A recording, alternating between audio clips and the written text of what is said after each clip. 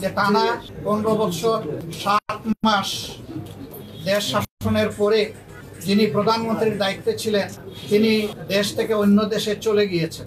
যাওয়ার সময় জাতিকে তিনি কোনো দিক নির্দেশনা দেওয়ার মতো তার নৈতিক অবস্থান ছিল না। জাতিকে অনেকটা অরক্ষিত অবস্থায় রেখেই তিনি চলে গেছেন।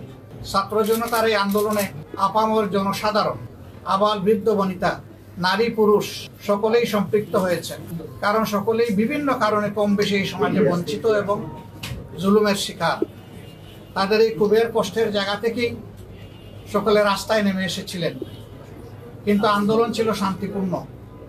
একটা পর্যায়ে শান্তিপূর্ণ আন্দোলন কারো কারো অদূরদর্শী কথাবার্তার কারণে, বক্তব্যের কারণে, এবং একটা পর্যায়ে আপনারা জানেন যে দলীয় কি বলবো, আমি মা বাপ তো আমাকে সভ্যতা শিখিয়েছেন।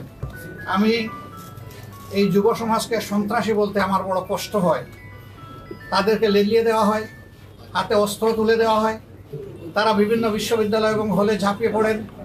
বিশেষ করে ঢাকা বিশ্ববিদ্যালয়ে তুমুল সংঘর্ষ হয়।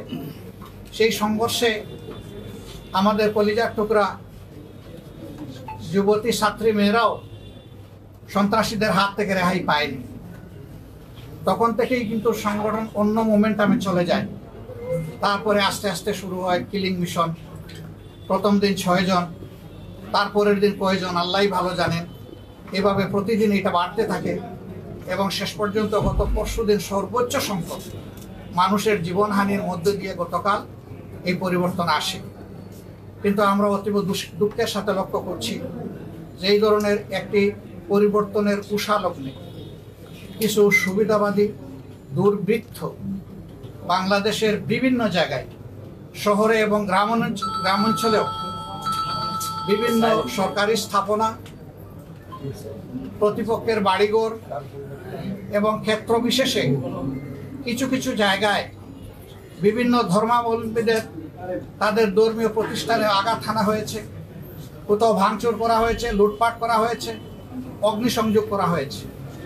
এই কাজগুলা যাদের অন্তরে বিবেক আছে, মানবতা আছে, তারা এগুলা করতে পারে না। এই জন্য যে দুর্বৃত্তরা এই কাজ করেছে, আমরা তাদের ব্যাপারে আমাদের সংগঠনের পক্ষ থেকে ইতিমধ্যেই দফায় দফায় কঠোর নিন্দা জ্ঞাপন করেছি। আজকেও আবার আমি করছি। এবং ইতিমধ্যে আমরা সারা বাংলাদেশে জনগণকে যেমন আহ্বান জানিয়েছি, আমাদের প্রিয় সংগঠনকেও আমরা আহ্বান জানিয়ে দায়িত্ব দিয়েছি যে এখন থেকে তারা যেখানেই মানুষ বিপন্ন হওয়ার আশঙ্কা আছে সেখানে তারা যেন পাহারাদারের ভূমিকা পালন করে। কারণ জাতি, ধর্ম নির্বিশেষে, বর্ণ নির্বিশেষে যেই বাংলাদেশে জন্মগ্রহণ করেছে সে বাংলাদেশের একজন গর্বিত নাগরিক। এখানে সকল নাগরিকের অধিকার সমান। এখানে কেউ সংখ্যালঘু নয় এবং কেউ সংখ্যাগুরুও নয়। এখানে আপন সংখ্যায় সবাই উজ্জ্বল। এই জন্যে এই প্রশ্ন আমাদের কাছে অবান্তর। আমরা এটাকে মানবতা বিরোধী নিকৃষ্ট কাজ মনে করি।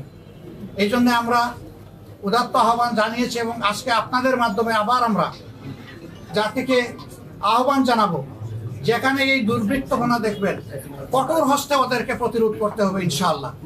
আমরা কথা দিচ্ছি যে বিদ্যমান প্রশাসনকে আমরা এ বিষয়ে সর্বাত্মক সহযোগিতার জন্য প্রস্তুত।